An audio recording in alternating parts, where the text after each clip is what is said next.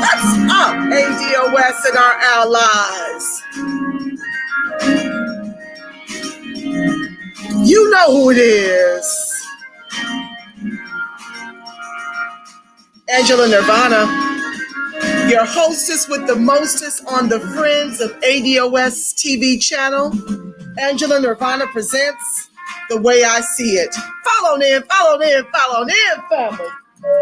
Woo-wee. We've got a show lined up for you today that's going to be fire. I've got the incredible, the beautiful, very Jamaican, Andrea Meshel.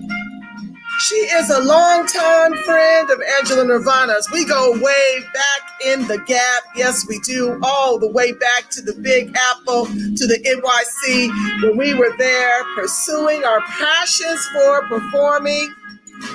I do believe she even went to Howard. Yes, family. It's just time to have this conversation.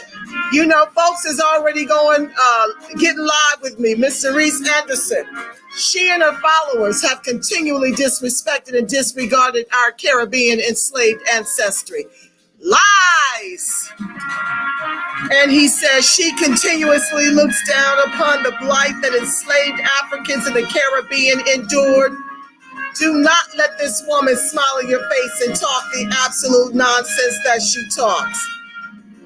Reese Anderson, you must not know about me. You must not know about me, bruh. Like I promised you, if you play nice in the chat and stop these neoliberal, democratic establishment talking points about the ADOS because we're putting a gate up, for the reparations that we are long overdue for building all the wealth you get to experience in this country. That's what ADOS did, okay? So don't come for me and I won't have to block you, okay? So Andrea Meshel is here because she has been offended by some of my comments in the Facebook space as well. Quite a few of my immigrant friends whom I love have been offended because of the necessity to put a distinction on American descendants of chattel slavery who are owed reparations in the trillions over multi-generations.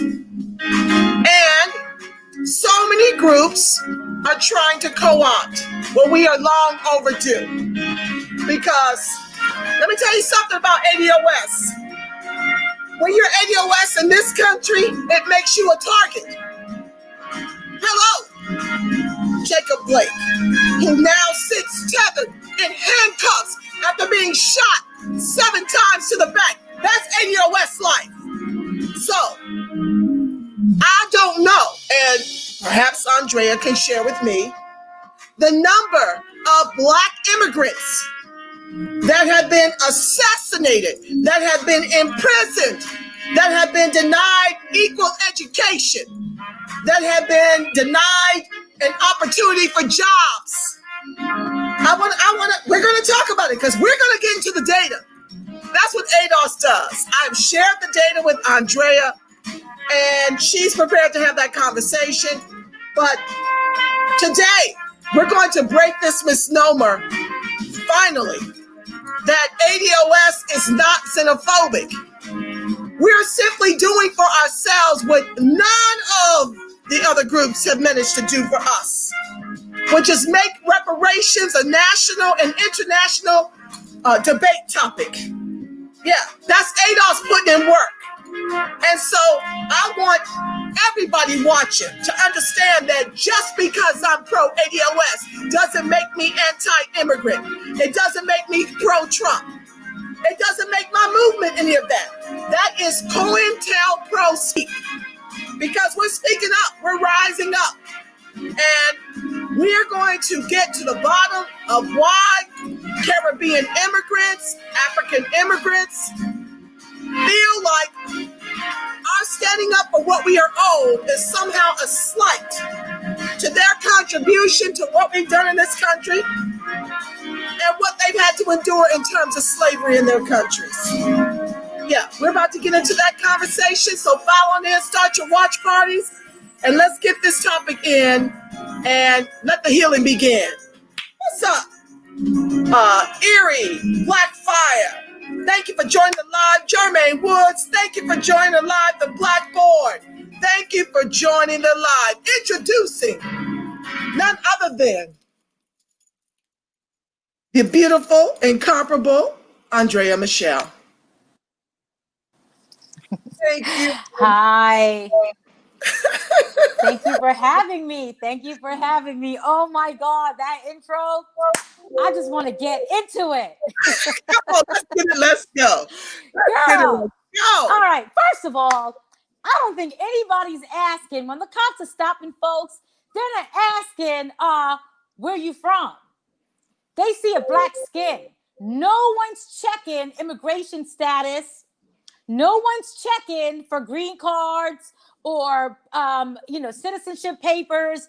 So let's just nip that in the bud, because no cop is stopping any black person and asking for identification, so they know where they're from, if they're African immigrant, Caribbean immigrant, or an ADOS.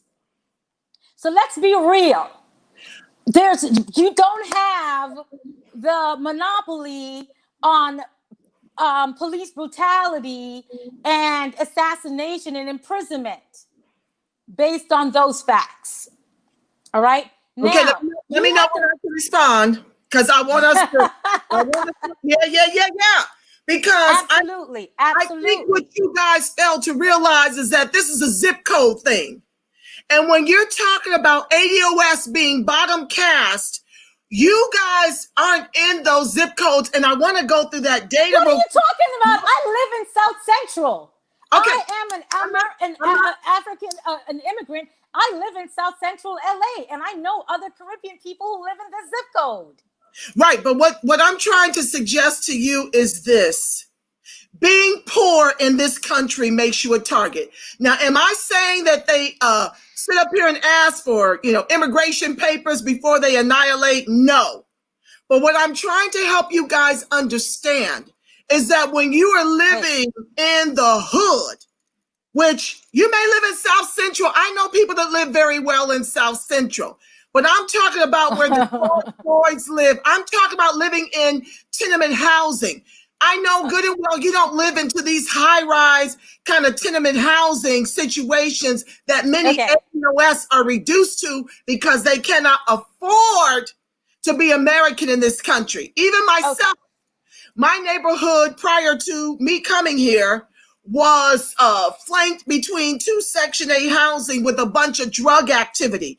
The minute the neighborhood became gentrified, that activity ceased after years of me calling to get that stopped in an area where I bought property. Okay. So what I'm trying to say is that there is just that poverty piece is real. And while you respond, I'm going to look up the data because we need to get into that data. Yeah, listen, that poverty piece is real. Yes. But that's not to say that Caribbean people in this country aren't living in impoverished areas either.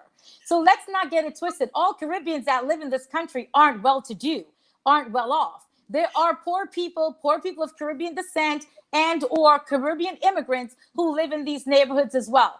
I myself have lived in before Harlem became gentrified, I lived in Harlem. My parents owned a West Indian restaurant in Brooklyn, New York, on Rutland Road, which is one of the worst areas in Brooklyn. Okay, East New York. Don't know if you know about East New York in the 90s, but there was somebody killed every day in that area, on the street. Lives were being lost, whether it was, due to drug activity, neighborhood gangs or whatever. But that's real. And my dad and my mom worked in that area every single day for 13 years. Okay, they shoulder to shoulder with all of those guys in those streets. And they were Caribbean drug dealers. They were American drug dealers. There was no distinction. They were all doing the same damn thing. And there was no distinction necessarily about where they were from. Now, listen, let me back up for a second. I am not in any way saying that our struggle is necessarily the same. Okay? I do understand that as a Caribbean person, as a Caribbean immigrant, I am definitely getting the benefits of what you did, what your ancestors did in this country, right? I'm very aware of that. And I speak to that all the time. I do recognize that a lot of Caribbean people come here and their attitude and or impression of American Blacks is based on what they saw on TV, is based on what they've heard. It's propaganda. I get that. And so their views and everything is based on a lot of those things. But do understand that Caribbeans do not come here seeking to take anything away from African Americans or to minimize your struggle or to negate your experiences. The one reason they're here is because all over this world, as you know, it is touted that America is the greatest nation on earth. It has opportunities for everybody and anybody. That's what we learned. Until you come to this country, you don't know what's here. You don't know what African Americans are going through or what Black people in America are going through. You don't know. You don't hear it. All you hear is all the great things that people come here and achieve. And I blame a lot of Caribbeans for that too, because what happens is when they come here, they go to work as domestics. They go to work cleaning floors. They go to work doing the most menial of tasks. But guess what? When they go back to the islands or to Africa, they act as if they have it great. They act as if they're making so much money. They're doing so well when half the time they're cleaning somebody's bathroom and picking up after white folks. But that's not what they're telling people when they go back home. They go back home as if they're living a wealthy, rich life. And so everyone wants to come here because they want to have that experience.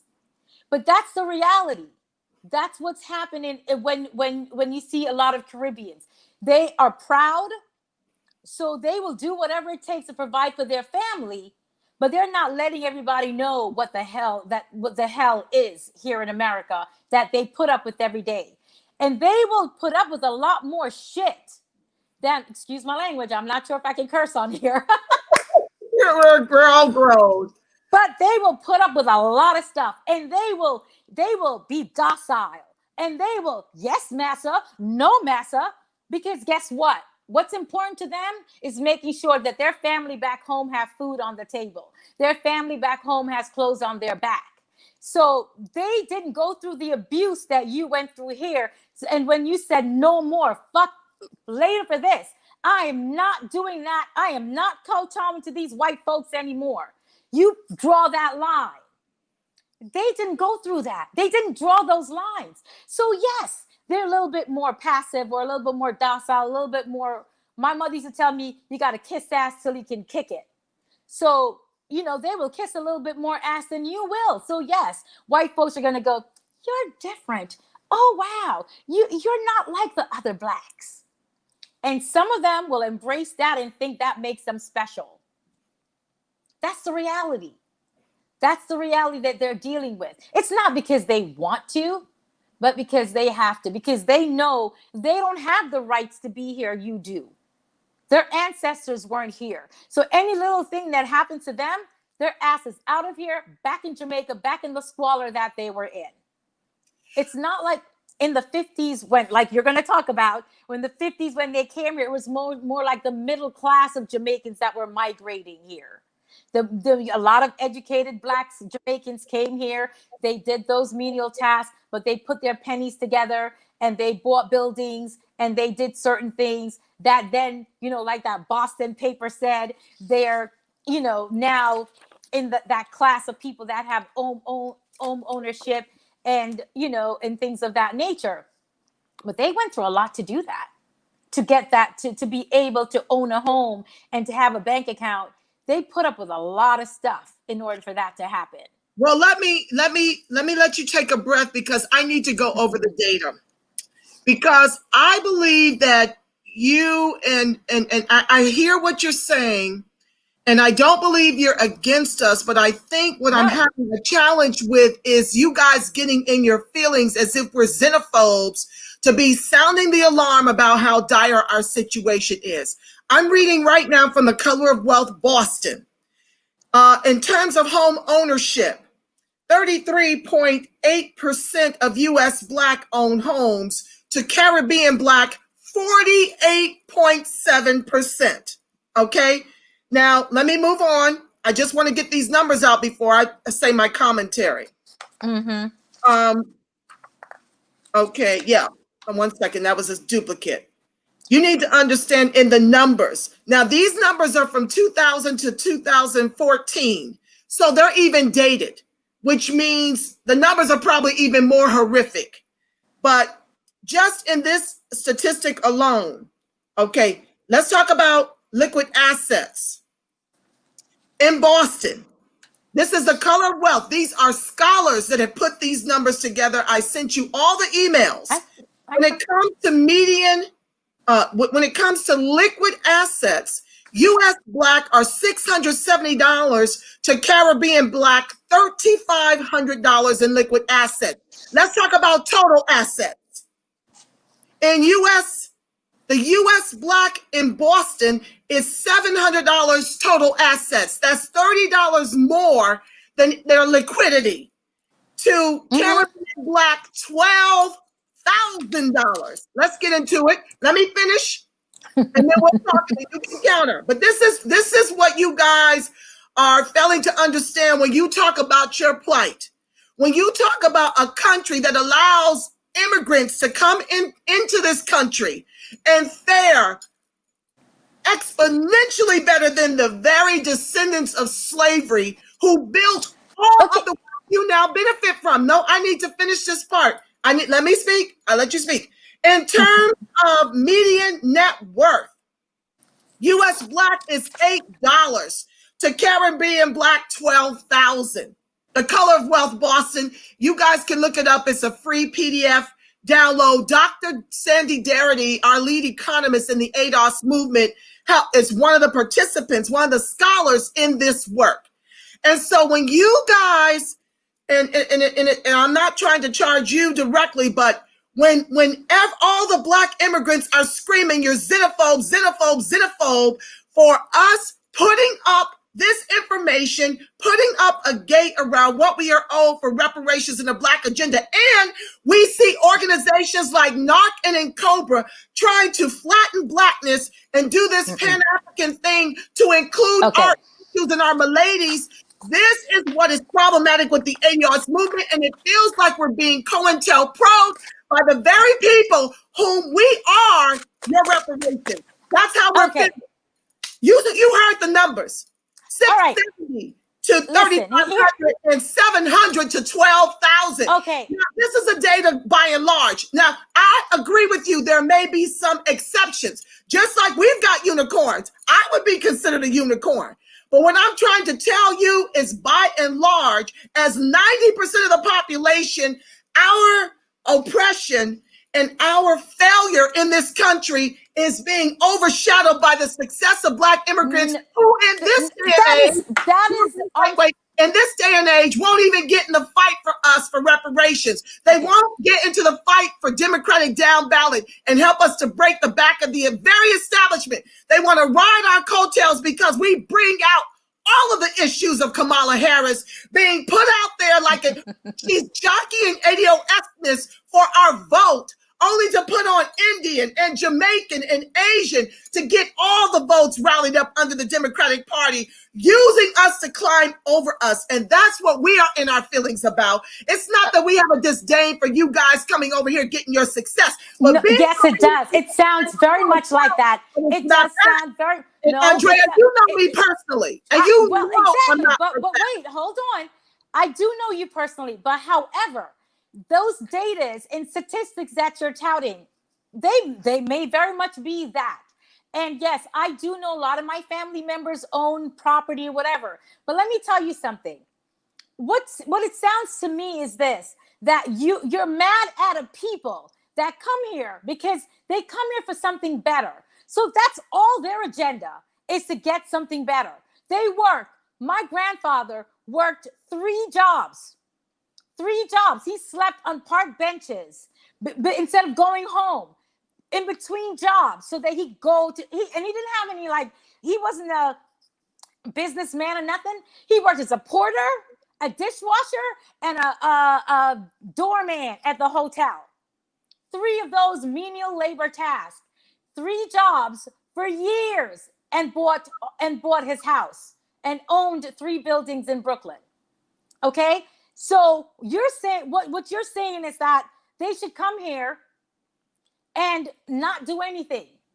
Oh no. And if they do something, because if they do something, but hold on. If they come here and they're successful, they're blamed. They're not the ones you have a problem with. You have a problem with the system. You have a problem with the government. And that's what you guys should stand on. No, of course. Compare this data. There is no way in the world that the nation understands the reparations that are due us as long as the government can flatten blackness. Nobody's upset.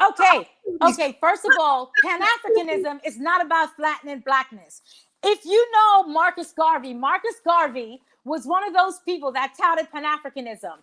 And it's all about unity. Pan-Africanism is not about flattening blackness. It's about unity. In this fight for reparations, Pan-Africanism is... Hold on. The movement of Pan-Africanism is about the empowerment of Black folks, period. Black folks globally. That's what Pan-Africanism is about. It's not about making Black people all monolithic.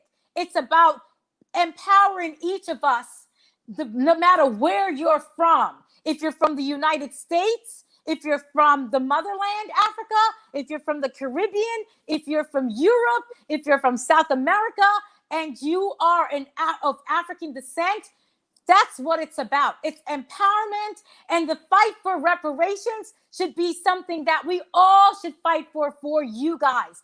And to say that people are not fighting for reparations globally, stop. There's a movement in England. Are you familiar? Well, listen, understand this. Black Americans or ADOs do not have the monopoly on slavery. You guys are not the only ones that were enslaved. And we don't tout that. We see exactly. Therefore,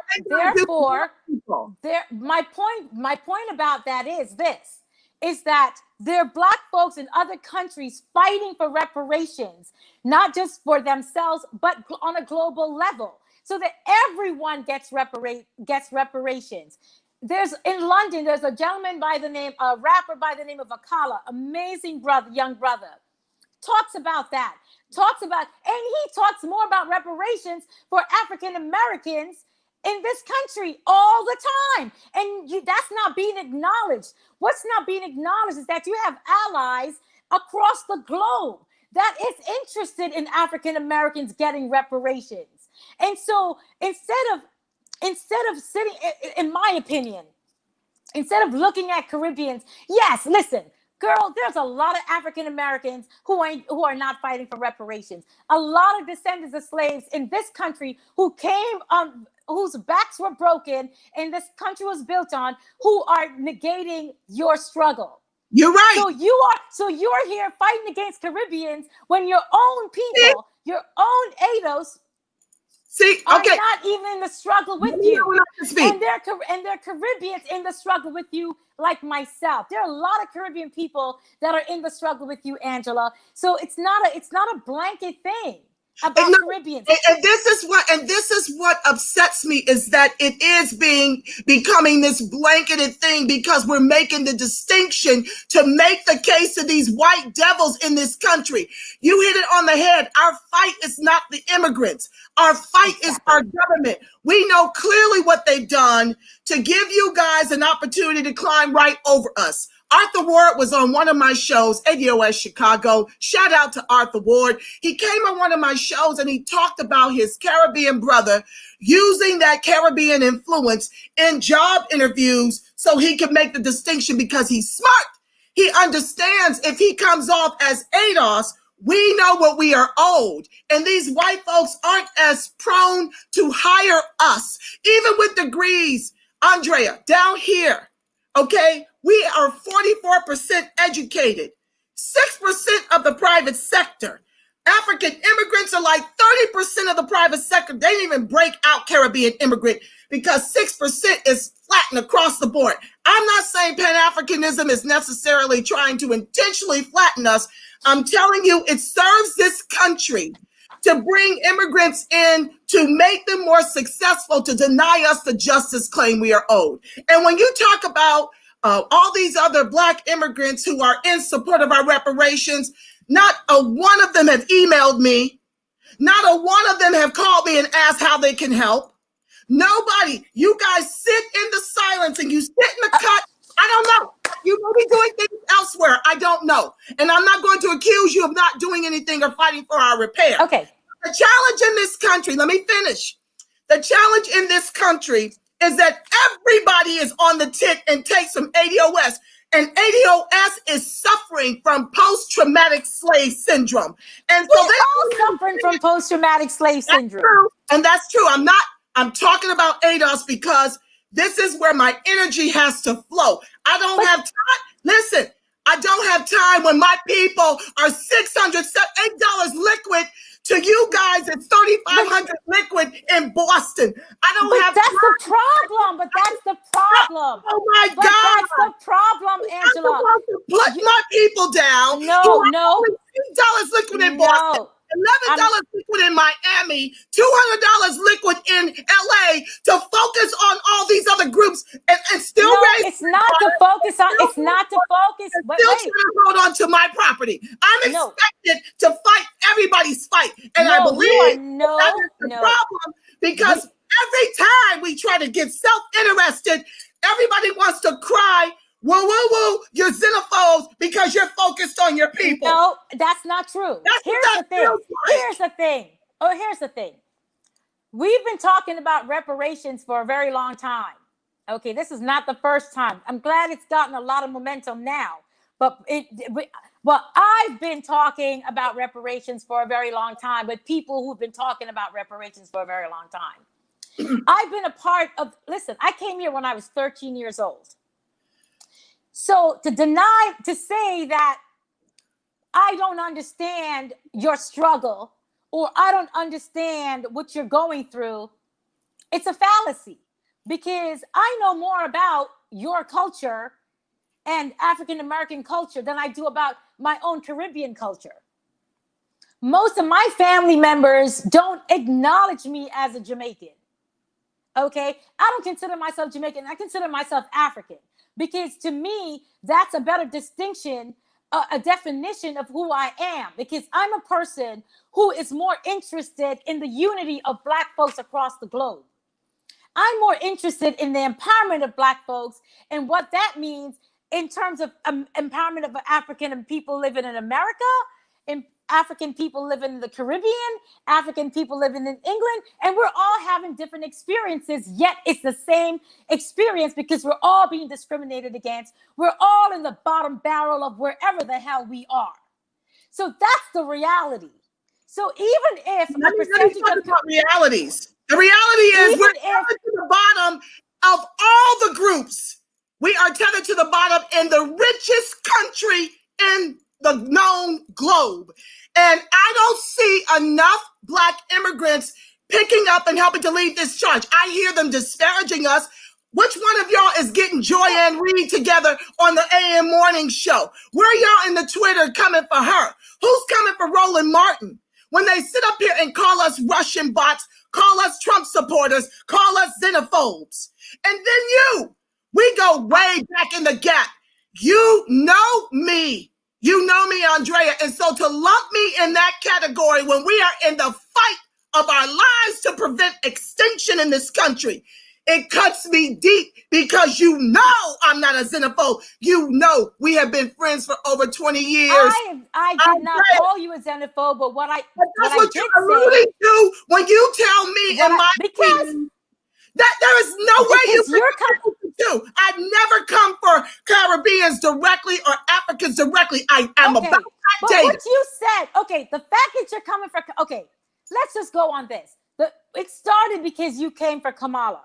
What you're saying about Kamala, wait, hold on, let me Because finish. she is My you. son, wait. My son,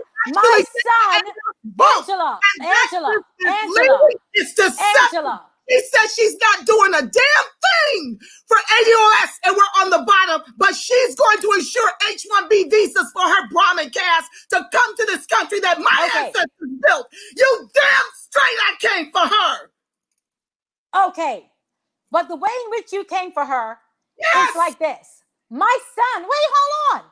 My son was born in this country. He's of Jamaican. I'm Jamaican, and his dad is from the Dominican Republic. So, but he was born in this country. Based on your logic and what you're saying, my son has no right to run to be a president of the United States. Based on what you're saying and based on what you've said about Kamala. Let me help you. I don't believe any immigrant is owed the presidential seat. My son is not an immigrant. My son is not an immigrant. My son is an American. He was born in this country. He was born in this country, and I'm not saying that he's not American. She was born. She was born. Exactly, and that's why she should be eligible to run for president. No. This is what I believe. So, you guys are feeding into the oppressor's hand when you think. Oh, really? And you're not by divide and conquer, by dividing us all. You're playing into their hands. That's exactly what they want you to do. Differentiate yourself. Separate. My issue is not Kamala's color. My issue is that witch's record against ADOS. Okay, that I have a problem. That I can agree with. But you're talking about her immigrant status. You were not talking about her policies. You were not talking about her policies. I'm talking about her policies. You guys want to stick on one talking point about her lineage. And what I'm telling y'all is this. I've said it in my memes. I've said it all through my space that my issue is her record against us and the fact that she doesn't believe, with all her privilege, Brahmin caste, Indian and all, to me, it's a class thing with her more than it's a color thing. Of course, you're black, you're a bison, you are ski-weeing all over the place. But this is the problem I have with her. The record, she hates us, and then she weaponizes ADOS-ness for the vote. That is what I got a problem with. And then you're going to sit up here and say you're not doing anything specifically for my group when we are the reasons all of y'all are over here since the 65 Immigration Act. How dare this country? Well, we were here before that. We were here in the 50s. We were here in the 40s. We've been here since before 1619. We descend from that slavery. Okay, but do you know? Let me tell you something. Here's another reason why this is ridiculous. This fight against Caribbean and American and African. Let me finish. Do you know that slaves were taken from America? Chattel slaves were taken from here and taken to plantations in Barbados, in Jamaica, to work the land, and there was intermixing there, and then they brought them back. Do you know that? Yes. So if you know that, then you know that there's all kinds of mixing in terms of relatives and all this. Do you know that the boats from Africa or wherever the hell they came from stopped in different ports and dropped people off? So then you have relatives that could potentially be in Haiti, in the Dominican Republic, in Jamaica, in Puerto Rico, in wherever. So the idea of us being separated and keep this fight, this thing going of the distinction of American and Caribbean and African, it's absolutely ridiculous because we're more alike than we are different. People are accomplished in this country over ADOS. It is not ridiculous to me. Angela, I went to Howard University. Do you know how many? Okay, statistically, how many Caribbean people were there as opposed to African Americans that were at Howard University in terms of talking about higher education? How many are okay? I don't know. When I went to school, An accomplishment? younger than me. The bottom line is this: how many immigrants are now the majority on the campuses, not just in terms of students, but in terms of faculty? I'm telling you, this government has been complicit in tethering us to the bottom. And that's what I fight against. My fight is not immigrants at all. Black, Hispanic, Asian, get your money on. My fight is for us, my people, because we built it. We are the legs of the table everybody else eats from. And then you got this VP who looks like me in the same way Obama did, and he was a flat out no after he got our votes the second term to reparations. How in the world can you be pro-ADOS and as a candidate in this country whose my ancestors built all the wealth that everybody's eating from? How dare you look like me, want my vote, and then tell me you're not doing anything specifically for my group? That I will agree with you on. Listen, Angela, like I said, my fight is not about American versus Caribbean. I'm all about the unity. Listen, let me just and that's what I resent, Andrea. I resent that this fight has become. We have decided to make this fight about. No, we didn't. We didn't make it. That's what you guys keep charging. We're not doing that. No. We're not doing that, Andrea. No, Angela. The ADOS started it. With the they started COINTELPRO because in this country, the government is angry that we're disrupting. Well, guess what? If we're being COINTELPRO, then let's end it. Okay? So the fight is not between us. If we're being COINTELPRO, if it's about propaganda, if that's the case, then stop the immigrant conversation. Let's be unified in the conversation. When you guys are 12,000 to our 700 total assets. See, okay, you can resent it all you want, but we didn't create it. Angela, all we did, wait, stop for a second and listen to what I'm trying to say is this. Once again, if you accept and agree that we're being COINTELPRO'd, right? If you accept and agree that this is not something that we did, that we came to this country and took advantage of opportunities that were given to us because this government is complicit, then let's understand that. And once again, take the fight where it belongs, to the government. That's what we're trying to do. The government collectively, not separately, not because we're not fighting against, each other, but together. Let's get solidified and unified in that fight for reparations. Ask your Caribbean brothers and sisters to support that fight, because that's the only way it's going to happen. All of us need to come together. Listen, remember this. Jamaicans did not become independent until 1965. It wasn't like we were chilling in the 40s and the 50s that just because you have a black face there doesn't mean that we didn't still have his overseers. The position was called the Governor General. He was the liaison between the crown and the country. Okay, we didn't even have our own government.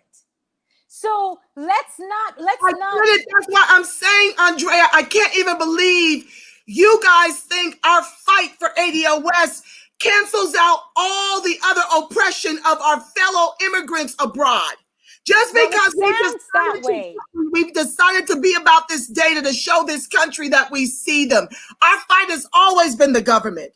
And sadly, it's taken on this whole nother narrative because media is constantly COINTELPROing us by making it about color and all these other things. I have always been I'm not listening to media. I'm listening to you.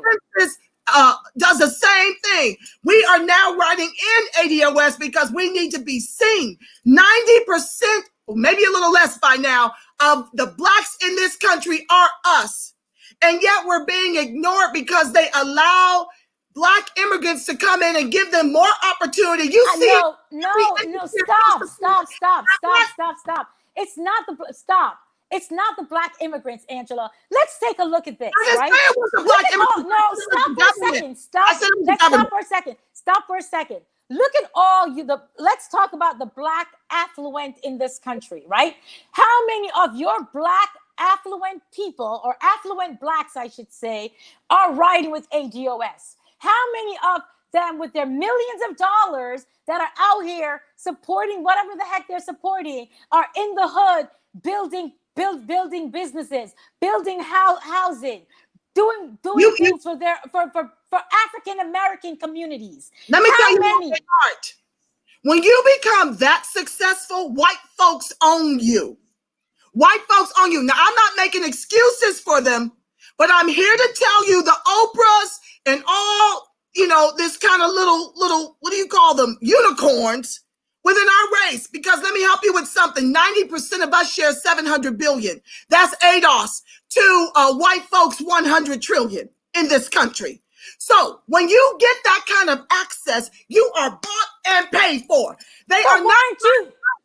They weren't you dragging them? They need to be dragged. They will talk around it, but they can never come out for ADOS until we have the momentum of, say, a Martin Luther King did with the civil rights movement. That is when you may see more of them. Now, the B-listers and all of them can say little things in the social media spaces to champion the cause. But when you're talking Oprah level or close to that upper echelon, they will do other things, but you will not hear them say, what are they doing? Ice Cube right now is fighting for whatever black agenda he's on.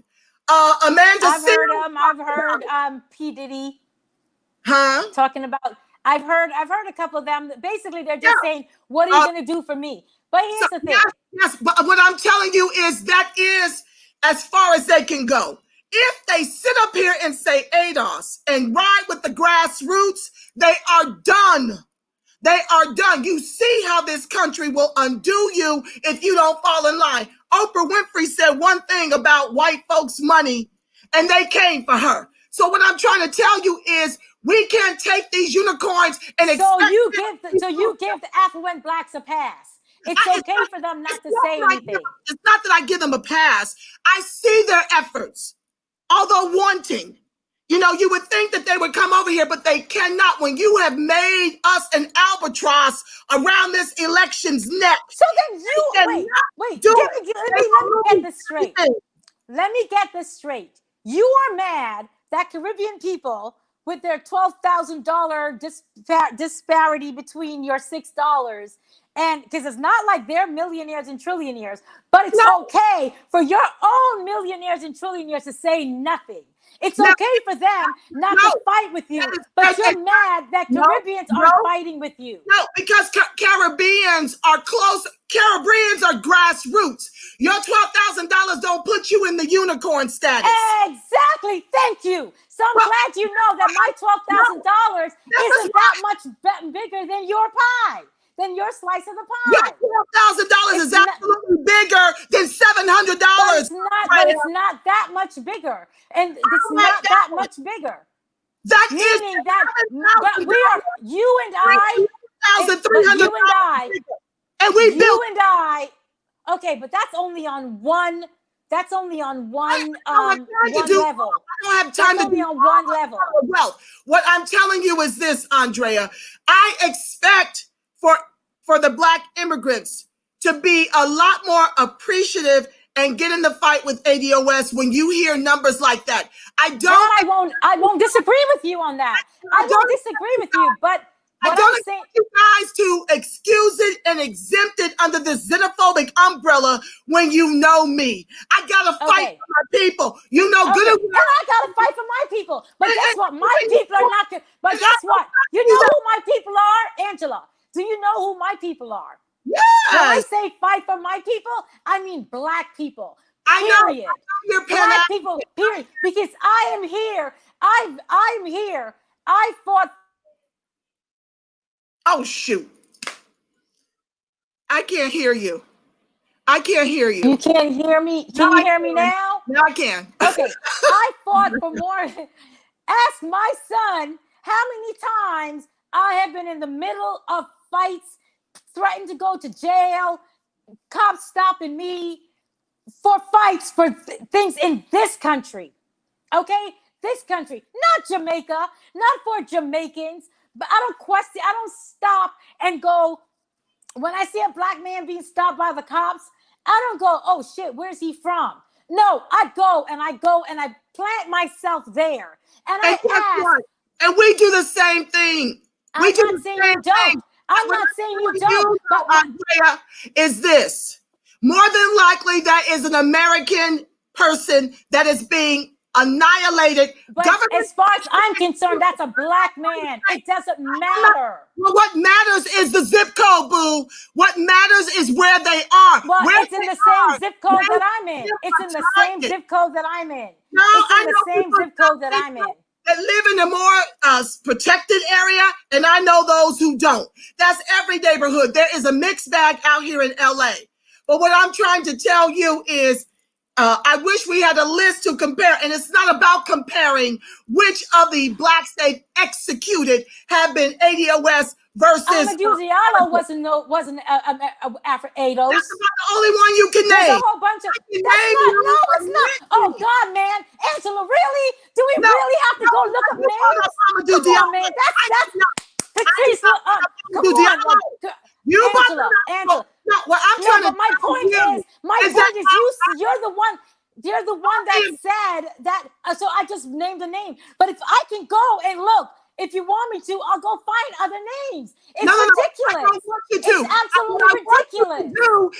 Y'all want to claim Biggie. We all want to claim Biggie when it's music, but he was Jamaican. No, I'm not talking about that. So let's. But I was just being funny. But that's the reality, though.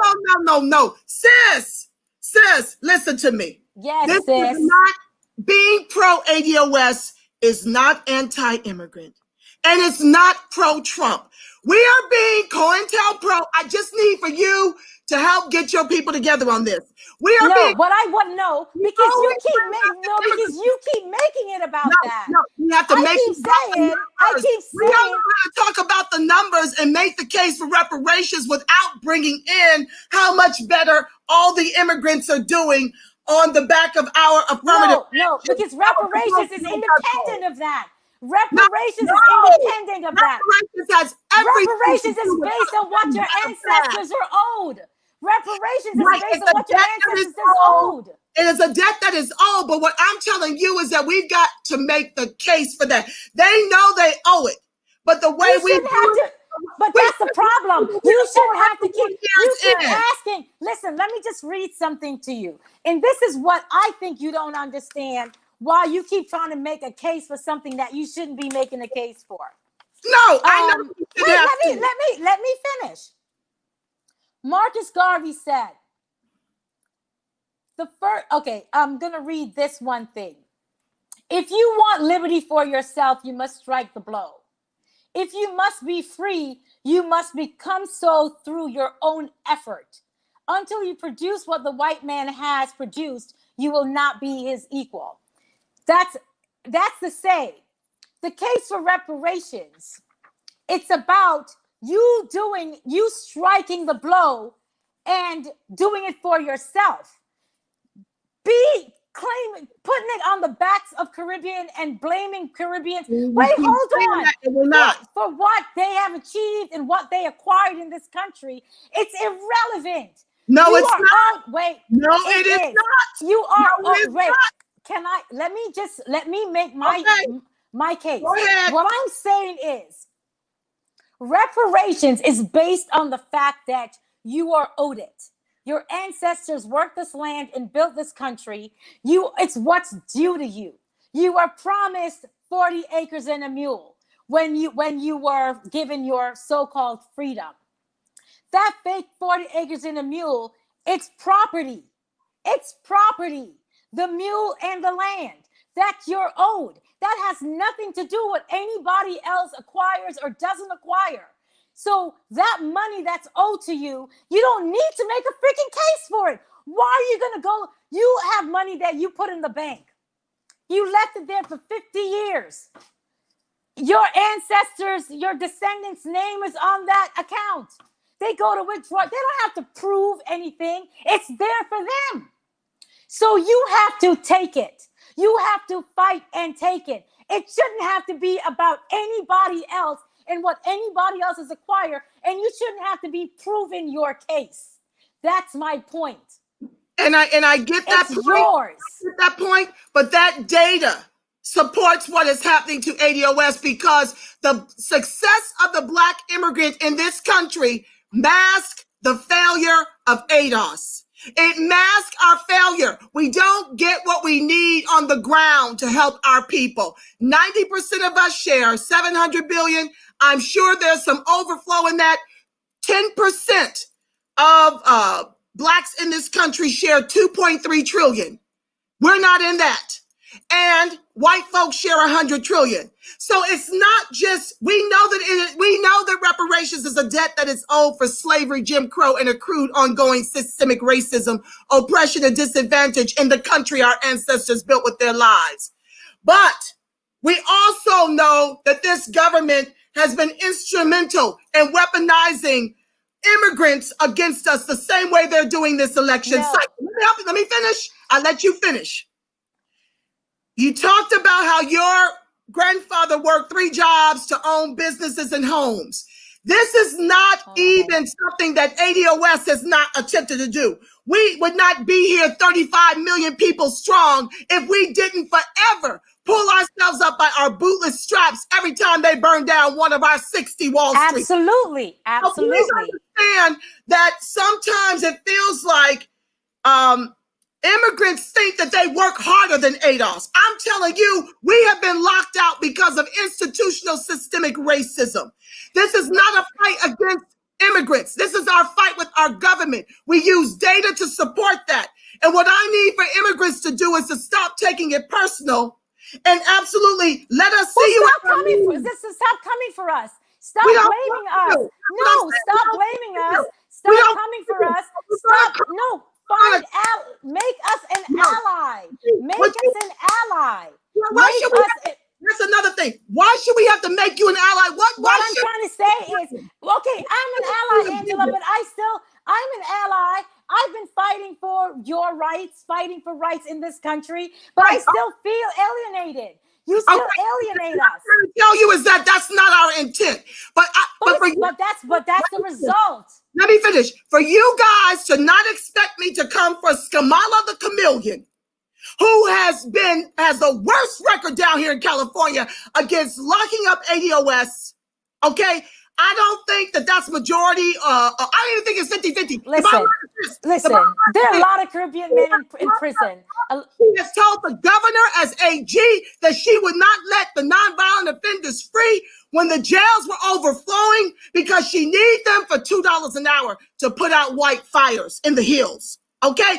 She has locked up ADOS women, mothers with truant children because, I don't know, the kids have health challenge. The mothers got to work $5-8 jobs just to make a living out here. She did not come for Steve Mnuchin when he was a CFO of One West Bank and wrongfully foreclosed on those homes and stopped the investigations when her office as AG told her because he gave her $11,000 towards her campaign. She's called it off. She would not promise. I'm telling you that I am going to come for her, and I mostly. But here's what I'm saying to you. Let me finish. I have to finish, and then you can speak. This woman pretends to be one of us. She did all the right things. Mostly her young adult life was spent in Canada. And she comes over here and ski-wee and HU all over the place, HBCU, and then her record against us is atrocious. Then she has the unmitigated gall to say she is not doing anything specific for us while making a road. Let me tell you what her people are worth down here. $245,000 liquid to ADOS $200 liquid.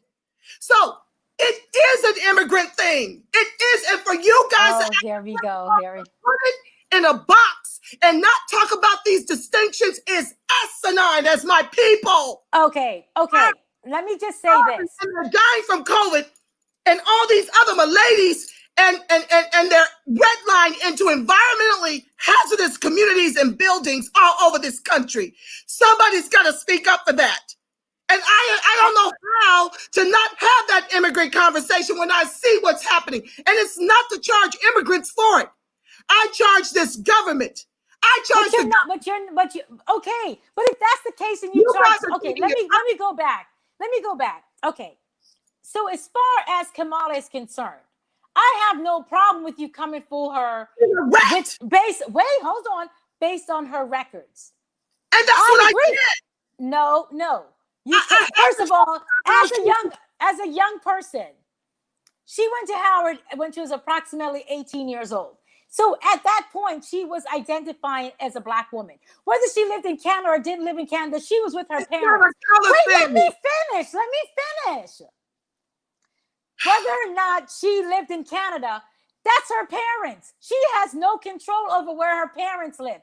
I came to this country because my parents came here. I didn't have a choice. So I came here. As far as going to Howard University goes, as you know, Angela, most people who go to Howard University, Black people who go to Howard University go there because there's a sense of pride about being a Black person, right. Period. I went to Howard. It was the only college I applied to. It was the only school I went to. And I went there because of the pride of Blackness. Absolutely. I learned and became a Black woman at Howard University. Okay? And I can't imagine that Kamala didn't have that same experience. So regardless of whether or not, and you know, a lot of so-called upwardly mobile Black people have this sense of how they're going to change the community. And a lot of it is anti the shit that we believe in.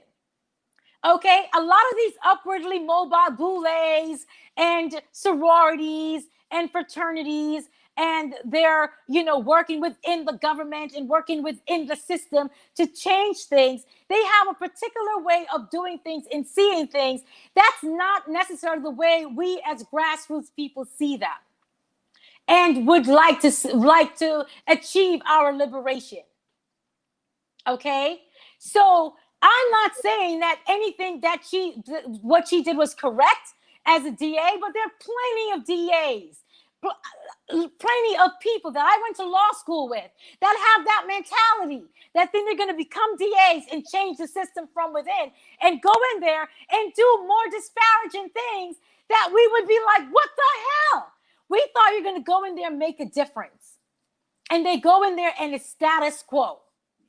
So a lot of people start out with the best of intentions and go in there. You should not be VP, which is why you should not be president. And maybe she shouldn't be. But I'm saying base it on her record. Base it on her policies. Stop basing it on the fact that she is immigrant. No, we have to have that immigrant conversation, Andrea. It's not against immigrants. It's not against immigrants, and you of all people should not be saying that. You keep saying that, but then you keep repeating things that make it against immigrants. You said my son couldn't become a president. No, I did. You did. You said that I believe that ADOS deserved to be president over everyone, and I don't like the fact. I don't like the fact that they continue to bring in people that look like us to undo us. Obama was a no to reparations. Herman Cain ran for president. Huh? Herman Cain ran for president. Yeah, Reggie Jackson ran for president. You mean Jesse Jackson. I said Jesse Jackson. What did I say? Reggie Jackson. Jesse Jackson. Sorry, my apologies. Yeah. Okay, I get what you're saying, but all I'm trying to make this point. ADOS I just will say it one last time. We don't have anything against you. When we raise the immigrants and the data, it's to show the government that we see you. This is not to disparage you guys in the least, but it is abominable what is happening to ADOS in this country. I agree. Being poor, and it's all institutional systemic racism. They rob us of education. They rob us of loans for houses. They rob us of the $30 an hour that was once the case for the boomers who are now sitting up pretty and not wanting to get in this fight and getting in the way of this fight. That's boomers and Gen Xers who, are kind of boule within their own right and don't want to fight for the poor ADOS on the ground, which is the majority of our people. You and I are unicorns. Trust and believe. That is what's so tragic, that even though you're 12,000 in total assets to our 700 total assets, the bottom line is it still is no money in compared to 100 trillion. But what I'm saying is 700 is a far cry worse, and that's the majority of my people. They are barely hanging on, and I need to get to these comments, but I'm trying to let you know that I have, if you look through my feed, I have come for Kamala through her policies. I have not stayed on color, but I do not appreciate people weaponizing ADOSness while doing horrific things in the record as DA is against us, while telling us no to anything for us specifically, while making a path for her Brahmin Indian caste to come over here. Everybody gets a pathway to become American before the very ones who built it. I have a huge problem with it, and I will continue to call it out. I don't know how to make y'all okay with that. I don't know how many times I have to say, I love you guys. Like, I shouldn't have to bring up these facts. Well, stop bringing up immigrants. Stop bringing up immigrants in the conversation. Stop bringing up in the conversation. There's no way. Keep it on policy. Right from the conversation. You can. Because guess what? We're all in this together, though. We're all in this together. Yes, we are. Because ADOS is not in it the way Black immigrants are at 700 total assets to Caribbean, 12,000 in Boston. I don't know about all over the country because, like I said, down here, they're flattening Blackness. But you're acting, but by saying that and making those comments, you're making it seem like all Caribbean people in this country are doing well, and they're not. And listen, just like all African Americans are not being, all African Americans are not impoverished. All African Americans are not impoverished in this country and on the bottom. In terms of Blacks, we are the dominant in this country and tethered to the bottom, and we blame the government. And we are bringing up that immigrant conversation to let them know we see what you're trying to give access to make us the permanent underclass in the country our ancestors built with their lives. And I apologize if any part of that you took out of context. It is not about tearing down Black immigrants. I'm telling you that far too many are not building them up. We're not building. We gotta build each other. Just like our oppressors. Let me read to my comments. We're over an hour, and this is my co-host. I want to hear what my family has to say. What's up, Black Seed, the child of life? Reese is still clowning me. Reese is whatever. When did they come into New York? Black Seed, the child of life, asked, when did Caribbean immigrants come to New York? Do you know? I don't know, but I know we started in the 50s. I know it's reading somewhere. Let me see if because I know there was a big influx in the 50s. Okay. In the 50s, but I can't say specifically when they started coming to New York. I know most of my family members started coming in the late 60s, early 70s. Okay. So there's a big influx around that time. I'm trying to raise that as a point of context that we've been here long before 1619. Well, we know that. That's a given. No one's arguing your. Andrea, I'm just addressing my patrons in the chat. Stop attacking me, little woman. That was ridiculous and irrelevant. You're my girl. You're my girl. Taj Marie says at Reese Anderson, regarding your concern for Caribbean Blacks, what have you done to address conditions or disparities in those same countries? Reese says the same British ships that brought Africans to the North American colonies brought the same Africans to British colonies in the Caribbean. Yeah, we're fully aware, but like I said, we're in the fight of our lives to prevent extinction. That's why we can do it together. We can fight together. Anti-immigrant. Yeah, I would love to fight together. Taj Marie says the fact that her parents were able to own a restaurant shows that she doesn't understand the privilege that she has been. Let me tell you something. You want to know how my father got that restaurant? Stop with that BS. The fact that they were able to own a restaurant. My father worked, drove a taxi during the daytime, and worked an overnight shift in the nursing home. My mother was working 2 jobs as well, cleaning houses and at a nursing home. And my parents and my mother was always cooking. She was always cooking. And my mom said, man, I wish I could open a restaurant. It was like the Chinese takeouts that you see in, all New York, the little takeout places.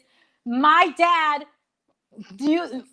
from the taxi cab place that my dad had, was working at, across the street, the people that owned the building, it was vacant. And my dad spoke to them and asked them about renting it. And they rented to him. He got it and surprised my mother with it. And then it was able to expand and grow.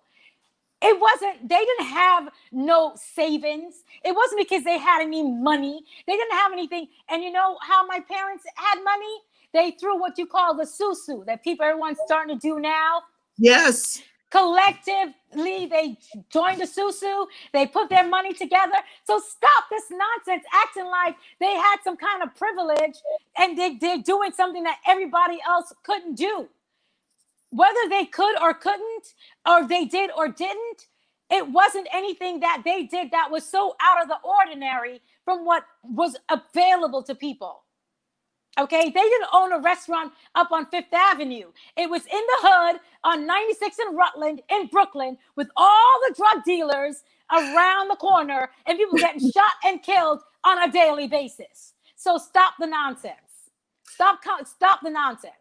Thank you, Andrea, for passionately addressing my audience.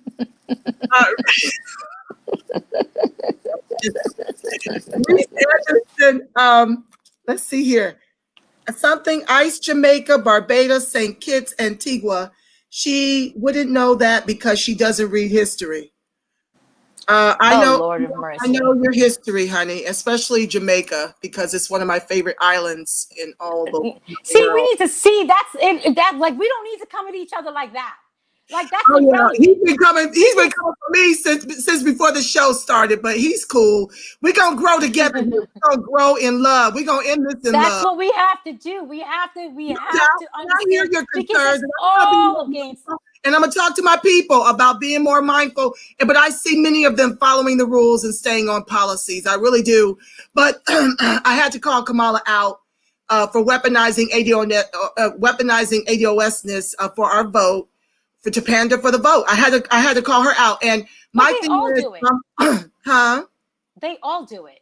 Yeah, so I don't. All politicians. They all do it. You're right, but I'm saying it's an additional salt in the wound because sadly enough, many ADOS are just waking up to politics. I just came into my own politically when I was working Bernie Sanders' campaign back in 2014 and found Yvette Carnell from Breaking Brown. Okay, I pray she comes back because I really want her in here.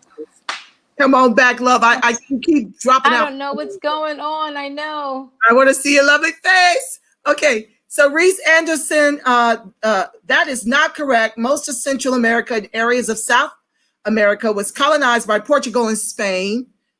Okay. Taj Marie, therefore, if you are going to resort to such talking points, at least try to be accurate. Mike Michelson, what's up? Taj Marie, Mike Michelson, thank you for joining the live. Yes, her parents had a business in New York. Reese Anderson and Taj Marie, did I mention Central America or South America? Again, y'all have a problem with reading. I said the British Caribbean. Angela, Black Seed the Child, she is not aware of the data. Absolutely.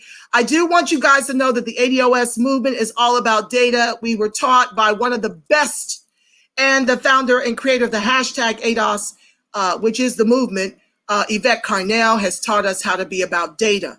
And I do happen to believe that us being $700 total assets to Caribbean immigrants, 12,000 in Boston, even though 12,000 is not a lot for the Caribbean immigrants, I still believe it's very problematic that we're only 700 when our ancestors built all of the wealth that everyone eats from that table as we stand as the legs of that table.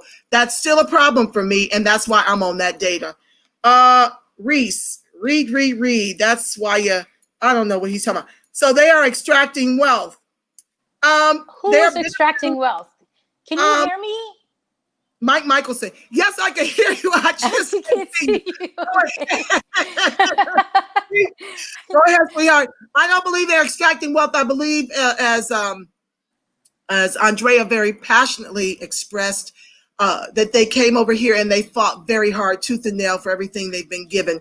What I have issue with is institutional systemic racism that weaponizes Black immigrancy and all immigrants against ADOS to keep us tethered to the bottom as the bottom caste in this country.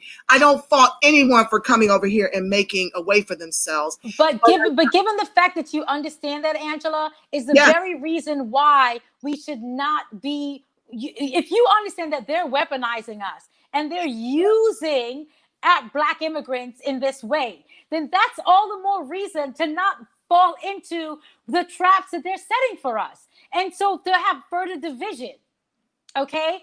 I feel that if we can be united, then we can fight for reparations. We can fight to help make sure that ADOS gets the reparations that they are owed. If we fight together, we can stop systematic racism. Because when they come at me with that BS about, oh, you're different. No, I'm not. I'm the same Black person that you're shooting in the streets. I'm the same Black person that all of these things are happening to. I'm no different. But they try to use that difference in that manner. And we have to stop that. And if we don't do it, they will continue to do that and continue to use it against us. Well, like I said, I believe that when you are $12,000 more liquid liquid assets, no, it's important, because when you have that kind of access to capital and we don't, you're not in the neighborhoods that these police are cruising when they decide to execute us. That's not true, and it's not fair. That everybody is doing that well. I know there are some exceptions. I know, for example, that there are some Caribbean and African immigrants that share in the 700 billion pie, as are some ADOS who share in the 2.3 trillion aspect. And we're all on the bottom as compared to 100 trillion shared by white folks. But what I'm saying is, more than likely, even though we're $200 liquid down here, I don't live in a neighborhood anymore because it's been gentrified, where I am prone to have to deal with police harassment. But I can go further north of where I stay, closer to the ocean, south of 7. If I go north of 7, oh, those brothers are getting that work put in on them. You best believe those cops are living over in those neighborhoods. So then why aren't you living in a neighborhood where you can help build it? Huh? Why aren't you living in a neighborhood where you can help build it? Like build the block. Well, I did that already. When I came here, this was a slightly marginal neighborhood. I came here and had to call the cops practically every other day because the 2 Section 8 buildings that flanked me were selling drugs in my driveway. So I didn't run from it, and I had a small child, but this is where I could afford to purchase. And then my block got gentrified. So you know that once the white folks move in, the cops aren't having it. They're over here in the New York second, what may have taken a little longer before they. See, you own a home. I'm the Caribbean. I don't own a home. Right. I'm just. I don't own a home. Let me explain. I live in South Central LA. So what? So what now? Okay, no. I know that there are exceptions across the board, and I have a very modest condo, guys. I don't have no big, over here. But I am proud to be a homeowner, but I have to fight to hold on to this home with every breath. I mean, literally, had to use retirement money. The last recession, when Obama bailed out Wall Street instead of Main Street, didn't audit the banks, took our tax dollars to bail out Wall Street and corporate, and would not force those banks to lend back to us. So God is, I'm very spiritual, but God spared my home. The blood is on the door. Okay. The bottom line is, yeah, I do get that there are exceptions to and from.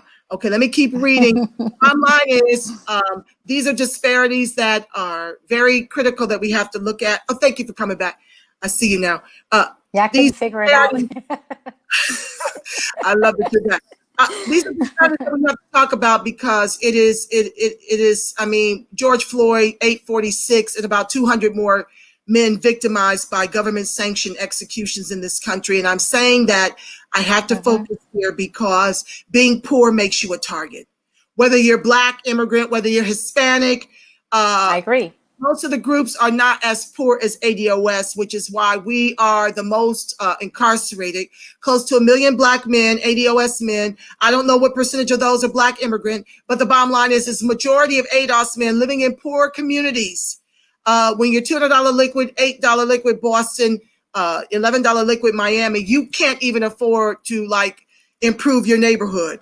It's just not going to happen. And then people that can't afford to get out are caught into those crosshairs of the Black on Black crimes and murders, which is a direct result of institutional systemic racism and being robbed of all the resources. So I'm saying that they've been trying to pretend to repair us through actions like affirmative action. White women predominantly benefit from affirmative action in this country. Second to that is immigrants, LGBTQ, and then whatever crumbs are left are ADOS. So just know that the fight is serious because it's costing us our lives. That we cannot even still 401 years in, we're not even American in this country. The majority. We've got a few exceptions like myself, but the majority of my people, they're just being wiped off the game. They just are. Highest numbers of abortions amongst us. We're the least to be married. Can't afford it. It's a nightmare. And we don't blame immigrants. We blame government. Go ahead, Andrea. You could jump in. I was about to say, can't afford to be married. When you say can't afford to be married, what do you mean by that? When you're $200 liquid in LA and it costs about 120 grand a year to live here. I mean, I know we're getting by without that. God knows. She fell out again. Oh, there you are. God knows my salary is not what it once was. I wasn't able to. I wasn't able to log in through my. I wasn't able to log in through the computer. I had to do it on the phone. So that's why I keep dropping out because it rings. So I apologize for that. And I apologize to your viewers for that as well. Well, no problem, sweetheart. What I'm trying to say is this. When you are a Black man in this country and you can't find work, you're not in a position to propose to an ADOS woman, especially an educated one. And so if you are locked out of that access, if you can't afford to go to college and get it, and even when you can, in this country, even myself, I get discriminated against when I go on job interviews down here. I'm told I now have to speak Spanish in the country my ancestors built with their lives. Go ahead. See, here's the thing. I understand that these issues, when you keep saying ADOS, I understand these issues is just Black issues because that's just the bottom line for me. I see the Black women not being able to get married, Black men not being able to get married based on economics, not as a ADOS issue, but as a Black issue, because there are lots of Black people having these experiences, period. Okay, so when you talk about economic disenfranchisement, I definitely agree that, these things are happening, but I look at these as Black issues that Black people are experiencing. You definitely differentiate between, and you have the data to prove it. I don't have the data because for me, the data is irrelevant based on my way of thinking. My way of thinking is Pan-Africanism, unifying Black people, period. Unifying Black people across the globe so we can all empower ourselves no matter where we are. I'm all about that movement, and I support we as Black people complain about a lot of stuff, but when opportunities face us to move and do something different, we don't do it a lot of times, period. Well, a lot of times ADOS can't afford to do it. If you're $8 liquid, this is what I've been hearing from people about being $200 liquid here in LA. Why don't y'all move? Move where and with what and who's going to hire who? You've got to be in a position financially to create business. That doesn't just happen out of thin air. And after you don't work after you don't be surprised. Bottom line is after you don't work several gig jobs to pay $1,200 a month rent down here for a studio, you hardly have the energy. It's surreal, kind of fantastical thinking that folks got the energy after trying to manage their kids on $3 $8 an hour gigs down here. No. And even if they increase you to 50, let me tell you something. I know people with I'm not going to say no that are ADOS and that are driving Uber Even when the bottom fell out for me, I had to go do Instacart. I'm telling you right now. I know people with law degrees and that are Caribbean that are doing the same thing. I drove Lyft because I chose to be in entertainment. And so, yeah, I struggle too. But we all struggle. It's not an African American thing or a Caribbean thing or a Latin thing. We are all struggling trying to make it in this damn country. No, Andrea, it's against us all. All Black don't struggle the same in this country, and we struggle the hardest. I sent you The Color of Wealth, LA. The Color of Wealth. I know. I read it. I hear you. And I'm here to tell you that pursuing arts and things is a luxury for all of us. Okay, I agree with that 100%. And I take the hit. I own my struggle. I take the consequences. Let me put it that the consequences of that action. I understand it's a luxury, and I understand that I suffer the consequences of that. So, period. I don't blame anybody else for where I'm at in my life.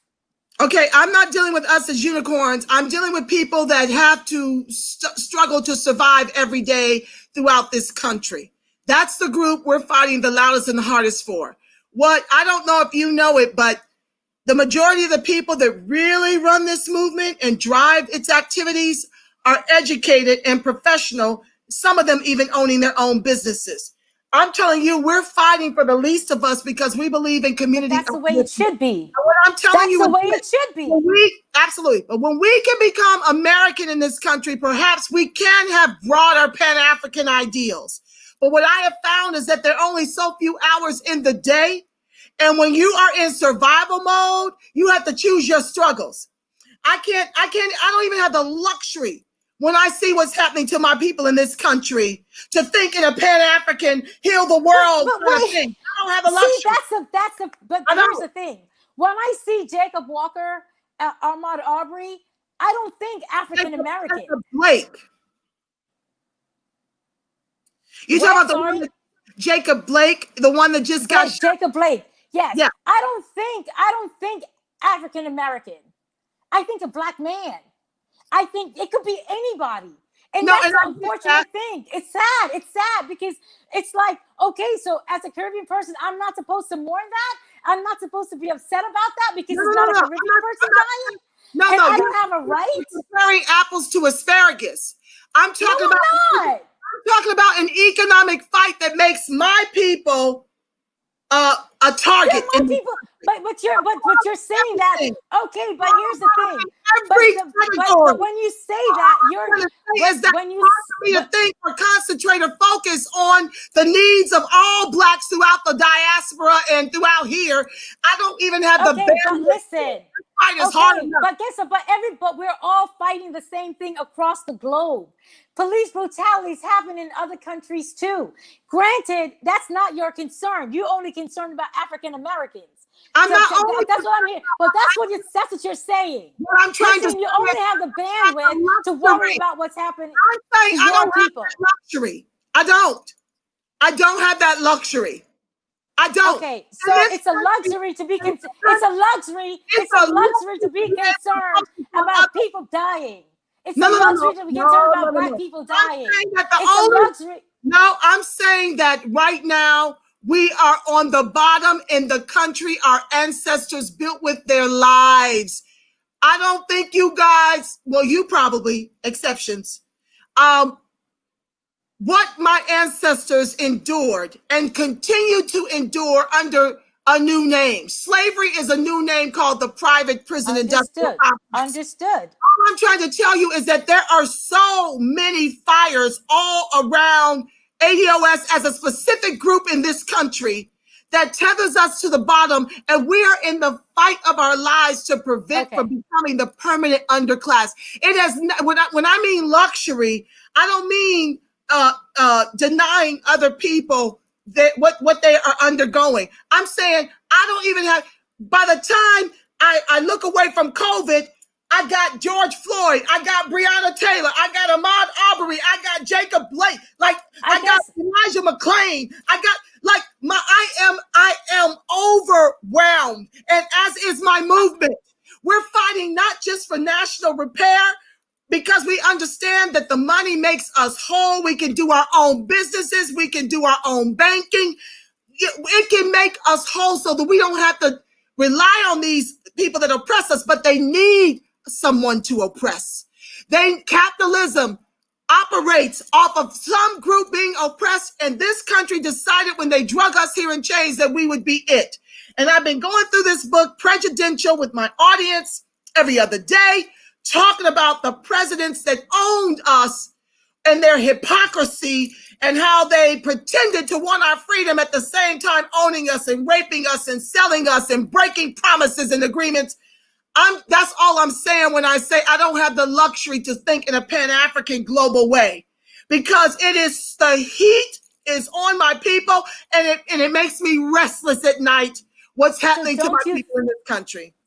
So don't you think that a united front of the immigrants that are in this country, Black immigrants, I should say specifically, that are in this country, if we were to make a concerted effort to unify, that if we fought together, that we're stronger, that if we did this, of course, rather than this, of course, and a part of that is understanding.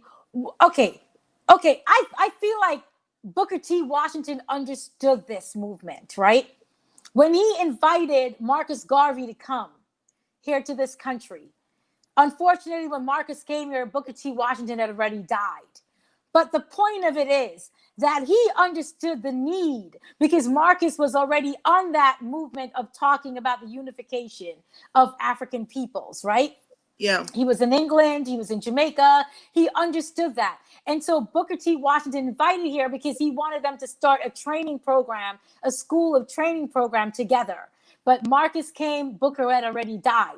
And so Marcus continued on that movement. And African Americans back then had that idea or ideology of unification. And so when Marcus started that movement, the consciousness of African people were already open to that. Somehow we lost that along the way. That whole idea of Pan-Africanism, of us fighting and uniting and working together to unify and empower African Americans, empower Caribbean people, empower European Blacks, empower African Blacks, and we're in the struggle together. That movement is lost. And when you talk about because right now we're in this separatism thing. This guy in London, Akala, who talks about Pan-Africanism also, he's a UK rapper, amazing guy. I'm always talking about him because I love what he stands for when he talks about, and he's all about unification. And he talks about reparations, and he knows so much more about African history, and he talks about and fights for stuff in this country as well. I think it's important for us to understand that there are leaders and people across the globe that understands what African Americans are going through and want to be a part of your movement. But, and to not disparage, other folks, just because we may not have endured what you endured. Okay? We endured slavery as well in a different way. We endure, like in Jamaica, yeah, we may not have racism, but there's classism, there's colorism, there's all kinds of other isms that really keeps make people underclass as well, which is why they come here for something different. Most of my friends in Jamaica, they're doing way better than me. They all own their own homes. They are all educated and doing well. They never left Jamaica. They never left Jamaica. But my people came here because they wanted something different and something better. Did I get something different, something better? Hell to the no. Hell to the no. Okay? My peers in Jamaica are doing way better than I'm doing here in the United States, where I should be supposedly doing better, and all that. But don't you think that's the byproduct of choosing to be an artist? Because don't you have a law degree? Yes, it is a byproduct of it is a byproduct of choosing to be an artist. Yes, absolutely. However, it's not because it has nothing to do with me being Caribbean or not. Because if I were typically Caribbean, in that sense, then I would have been abandoned this shit a long time ago and be like, yo, this is not, you know what I'm saying? My mother is definitely thinking I'm throwing away my life, so to speak. So, but you know what I'm saying? Like, yeah. So if it were about, and if it were about being given opportunities because I'm Caribbean, then I shouldn't be here. I shouldn't be in this place if it were solely about being given opportunities because I'm Caribbean. I'm still a Black person living in this country. This industry, entertainment, is still racist as hell. And it's still racist against Black folks with some kind of consciousness. Well, that don't want to just go do any old thing for a role. Right. But that's double for ADOS. When they've got African immigrants here and star in that I have a problem with as well. Better trained than us. I agree. How can you be better trained to play ADOS than ADOS, who has a lived experience, and they've got the unmitigated gall to talk and call us akatas and all this kind of nonsense? When you see Hollywood's complicity, I agree with you 100%. ADOS, Niggerati, Boule sitting up here buying into this narrative that somehow them being trained in British makes them better able to play ADOS on the big screen, while they give up the minor characters. Look at the Fred Hampton movie about to come out. I agree with you. I'm not going to deny. I agree with you. Judas, and the ADOS is playing the Judas, while the African Daniel, I can't think of his name. Mm-hmm. Daniel, he gets to play Fred Hampton. And he said a whole lot of stuff about ADOS too. Listen, I am not going to deny you have every right to be angry about that. I would be too. And I said, I definitely agree with you on that. There are plenty of talented African-American actresses that could have played Harriet. I mean, we perform with them, Andrea. We know them personally. Exactly. So I agree with you on that. And a big part of that whole mentality, though, is Hollywood's with the British, because they do that with white actors too. So that's not to take away anything about ADOS and what's going on there. I agree with you, but they have there's a prejudice with British actors thinking that they're better trained. Period. I get that, but what I'm saying is that's ridiculous. That is extra hurtful to ADOS. Of course, absolutely. We don't have as many opportunities to begin with. I agree with you. I agree with you. So you can split that shit in half and they still come up. I'm saying ADOS don't have those kind of opportunities. Let's get back to the comments over here, sweetheart, because I don't want to keep them past. Oh my God, we're at 1 hour and a half. Go ahead. No, you have reading issues. Only certain islands were colonized by the British. Taj Marie, Mike Michelson, we don't have an escape hatch. Yeah, we don't have any place to go. This is it. We've got to make the most of where we are, because we don't have any other countries. Ghana is calling you. Well, Ghana is full of it. Ghana is not trying to give us a dual citizenship, and I doubt seriously if they're struggling with keeping their own people gainfully employed that they have much for us in the way of homes and things of this nature. But the point is that they're open to Ghana. When you can have running electricity and running water and not have to go through blackouts. Angela, no, you didn't. Are you trying to say that they don't have running water and electricity? Well, I'm saying that they have these rolling blackouts. I kind of read up on some of this stuff because lots of Americans talk about going back to Africa and trying to encourage us to go there, while not really being honest about the other issues and being there. There's issues going over to Africa for ADOS, and it's not. There's issues, and no matter where you go. So you're right. Make the best of it. So I make the best. I'd rather deal with the evil I know than to go someplace new and have blacks do something to me. That's what gets me the most, is when it's black on black. I expect it from white folks, but when black folks oppress me, it does something all the way to me, down to my pinky toe. Okay, so we don't have an escape. Y'all I'm not reading anymore from Reese. He's being really mean. Beverly, what's up? Thank you for joining the live. Andrea, are you speaking for everyone who came to America from the island? No. No, of course I can't speak for everyone. I can't speak for everyone, but I Just like do I'm not know. speaking for all ADOS. Exactly. I know a lot of Caribbean people who feel the way I do, that are grateful to what the African Americans in this country have. They paved the path for us to come here. In fact, they paved the path for all immigrants to come here and get what they get, people of color to come here and get what they get. So, yeah, there are a lot of Caribbean people who are respectful of African Americans and thankful and appreciative. And yes, there are those who come here with the mentality of what they've gotten from white America, what they've gotten from television, and, disparage African Americans. But that's not the majority of Caribbean people. That's what you hear, because that's what they'd like for you to believe. Once again, divide and conquer. Absolutely. Frida Thompson, the problem is delineation was never made in the policies. Yeah, that's very true, but that's by design. Of course. These white devils know what they're doing, and she's right. They like us coming for each other. I'm going to be nicer because I want some Caribbean allies, and I'm going to leverage our friendship to help win them over. Because I have let's make that happen. ADOS SoCal 1619 at Gmail for anybody that wants to reach me and get on board with the movement down here. ADOS SoCal. I'm going to be reaching out to you more, Andrea, and making sure. I think I'm going to run my things by you so you can say, well, this would be offensive. Yeah, let's work together, because that's what it's about. We have to work together. I may need to do that because we do need allies. Trust and believe. We got some, but we can stand some more. And maybe you can help me with that. Taj Marine, not only that you are nothing more than a runner. I don't know what you're talking about. I'm trying to get to the most important comments. They're having little fights in here. I should have blacked out that Reese person. He's agitating my people. Caribbean Blacks are doing far better than ADOS teach. Dwayne Allen, welcome to the live. Thank you.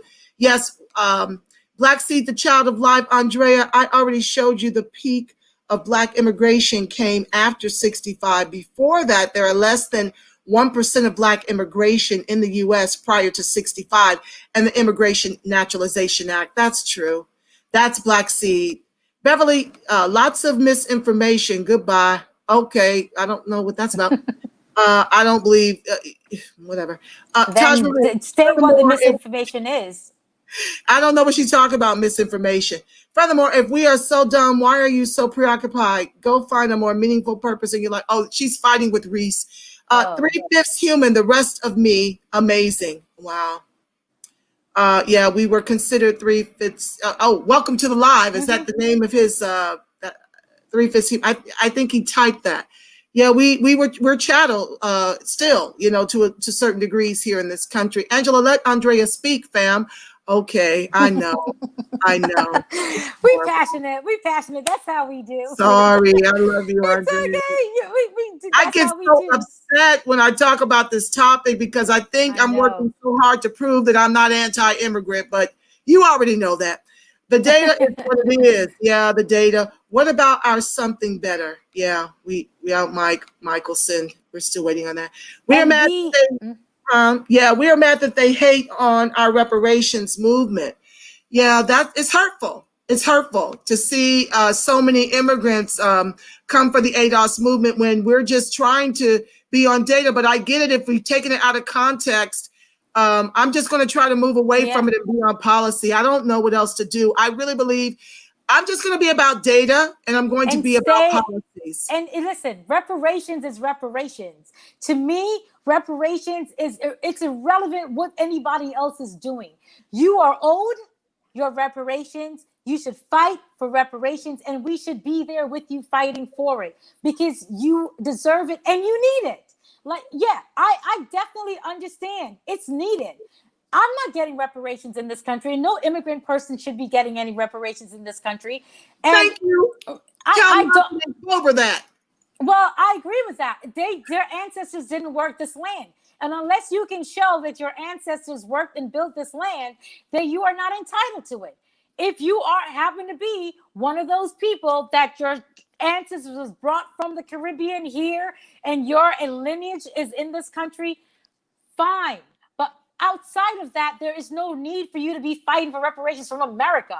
America doesn't owe you anything. Go to Great Britain, go to Spain, go to Portugal, go to, whatever other country colonized you and enslaved you. because that's what happened. Thank you. Period. I agree with that. I have no problem with that. But when it's about immigrants blanket, I got an issue with that, because I feel like I have a right to fight in this country, regardless of the fact that I was born here or not. I'm not asking you for anything. All I'm saying is I deserve to fight. That's all. You do. And that's what I really want to make clear, is that our fight is not against you. It is a government that weaponizes the immigrants against us to keep us tethered to the bottom. I have to stay on that note, because that's really what it's about. And that's what I brought you on this show, to try to get some clarification around.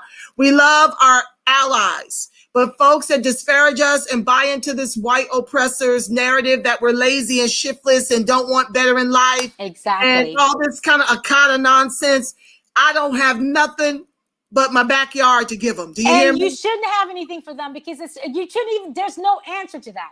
If they don't understand systematic racism, if they don't understand what was done in this country to African Americans, then there's no need to talk to them. Exactly. That's the reality. Why do we keep answering idiots?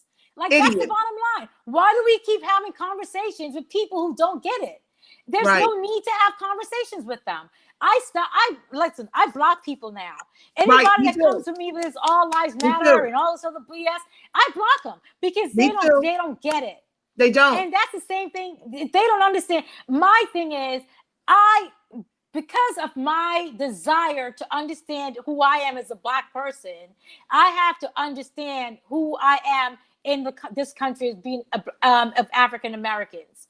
And so as a part of learning the history, I understand why things are the way they are. So I make no judgments about why one person is here and one person is here. I don't, because I understand why. I understand systematic racism. I understand redlining. I understand the history. And because of that understanding, I choose my battles, and I choose to fight with African Americans, because I understand where they're coming from. Thank you so much. Unfortunately, there's so many African Americans who are more elitist and classist and don't get it, and don't understand why we're out in the street protesting, why we're fighting. And so I have no words for them either. Exactly. Period. Oh no, we're on the same page with that. In the same way that I don't have any love for those that don't love me on the immigrant side, the same way I feel about ADOS who are, pretending under some false narrative like we've overcome, while ignoring what's happening to the lesser of us. Exactly. I have no love for anyone who is into being like the oppressor, while not being this self-individualism. That's what it is.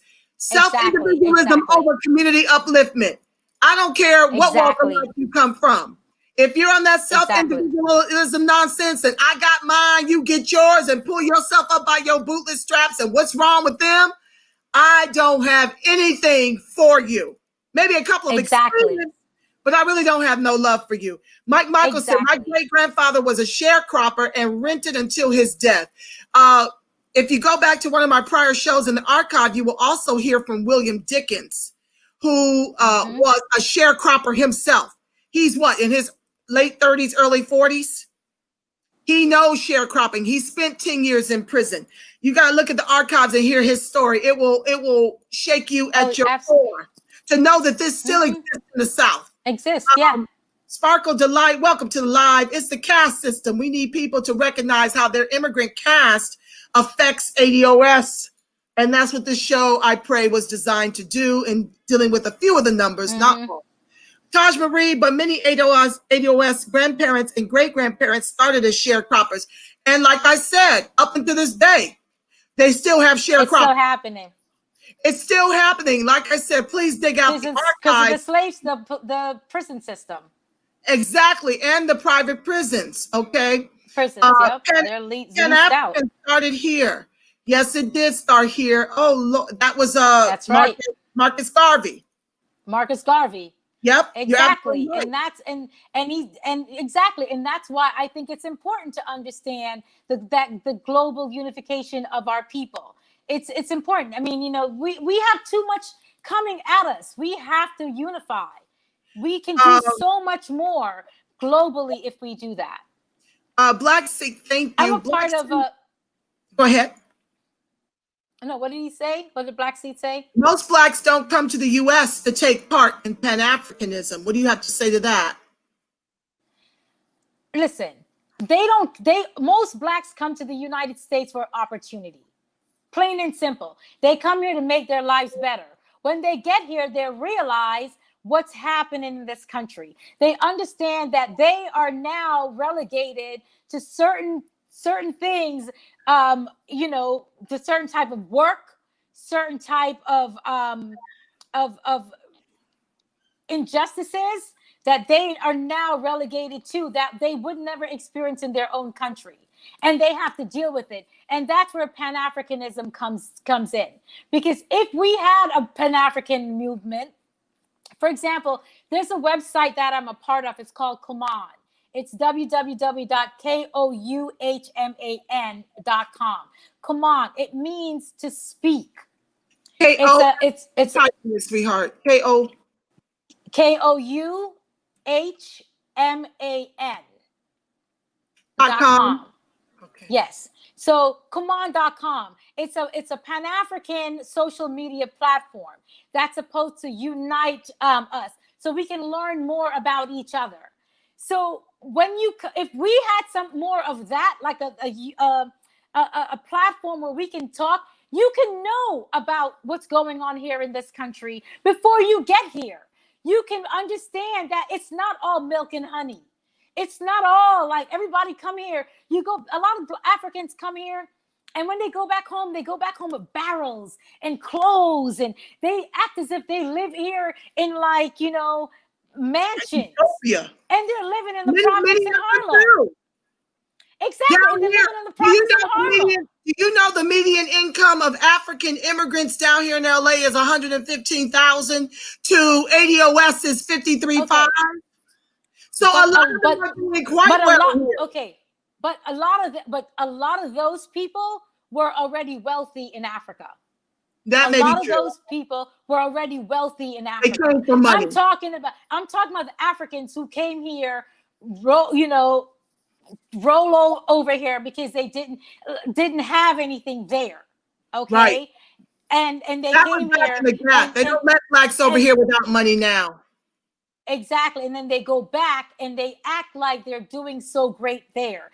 I knew a lot of Jamaicans who, when they used to come back home, when I was back there as a kid, and they used to come home, they used to have they brought barrels of clothes and food and stuff. And you think they lived in mansions here in America. And when you come to their home here, you realize it wasn't mansions. But they had to give that impression, one, to make themselves feel better about themselves and what they were doing here, and two, to make them look better in the eyes of the people that they left back home, because they couldn't go back home and tell them that they had life hard here. And they were working as maids, and they were working as, babysitters and stuff like that, because they're educated in Jamaica. They have education. They're engineers. They're accountants. They're doctors, but they can't practice here when they come here because it's a British system. They'd have to come back here and go back to school and start all over again. But what's easy for them to do? Their friend was working at a restaurant, or their friend was working in somebody's house. They got them that job. They were caretakers, and they got them that job. Easy. So it's not as simple as, they're doing so much better. I get it. The numbers tell a different story. And those are people that's been here for a while, and they have immigrant kids, and second generation, third generation do better and better. And these numbers, it shows that. But right, and trust me, we don't disparage that they're doing better. I don't want you to believe that in the least. Right. What we disparage is how abysmal we are doing comparatively. Right. And I get that. For ADOS, and that is the fight. That is why we keep reparations. There's no other way, and nobody has suggested any other solution to close the egregious racial wealth gap. Right. Just know that. I agree with you. And I agree with you, and I agree with what you're saying. All I'm saying is, let's unite and fight together. You know, um, I, um, I just feel like we have to do it for ourselves. And it's not African Americans doing it for themselves, but Black people in this country fighting together, unified, so you can have what you deserve. Thank you. I don't have time. I can't read all these comments. My God. Thank you, guys. I just want to go through and thank people. Lineage First, thank you. Sparkle Delight for joining the live. Toothy, thank you for joining the live. My goodness. Herbert Hayes, I thank you for joining the live. I think I saw Otis Griffin. Thank you for joining the live. I just had to thank my co-host. What we can do, Andrea, is to have you Yes. and me go through. She acts like in ADOS or what? Okay, longer. Samantha Angelique, thank you for joining the live. ADOS LA. Longer my great grandmother was. Oh, okay, guys. Okay, what we're going to do is Black Sea the Child. I just turned 67 in July. That's Otis.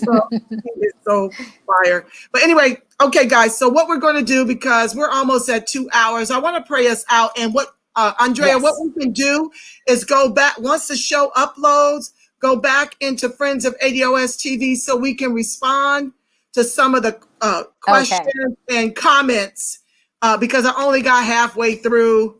It was a very spirited conversation. I can't thank you enough for being willing to get on this hot block and to, passionately have this exchange. Nicole Williams, Chrisman, thank you for joining the live. I can't thank you enough because it is long overdue. And Yes. I just want you to know, as well as all of the Black immigrant allies, that ADOS has nothing against you. We're in a serious fight. We've got to show how immigration is being weaponized against us to keep us tethered to the bottom. And I hope and pray that you understand that we're in the fight of our lives to prevent from becoming the permanent underclass. And we may have only one election cycle to do it in. Right now, Hispanics are 52 million to ADOS 35 million in this country. And we see a president and a VP candidates who one was the author of the 94 crime bill and the other is Cali's top cop. This is huge and a big insult, and it's crushing to ADOS because we know that they have been instrumental in why we are on the bottom. While they sit up here and pretend to be writing for ADOS, while not putting, when you look at their policies for immigration, they can tell you in my first 100 days, I'm going to do this, that, and the other. But when it comes to ADOS, there are no timelines. And we get clearly that they're now just pandering for the vote.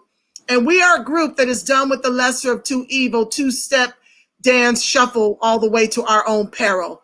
And this election cycle, we are intending to break the back of that in whatever way we can by trying to coalesce as many ADOS as we can, because this is what we know, Andrea.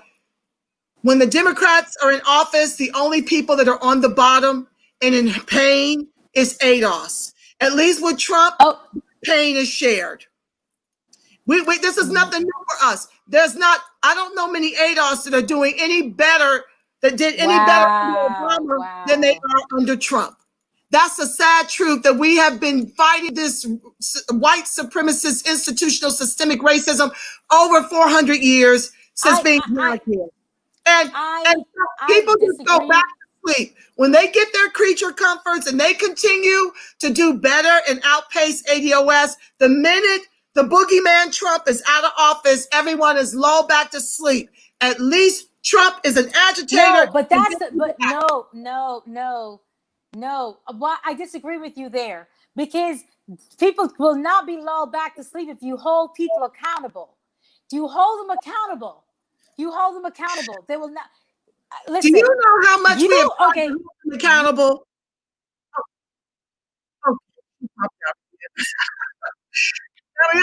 Show. I thank you guys, Black American. Thank you for joining the live. I thank all of you for joining the live, and thank you for your great comments and your just riding with me on this topic. I thank you, even the ones that came from my head.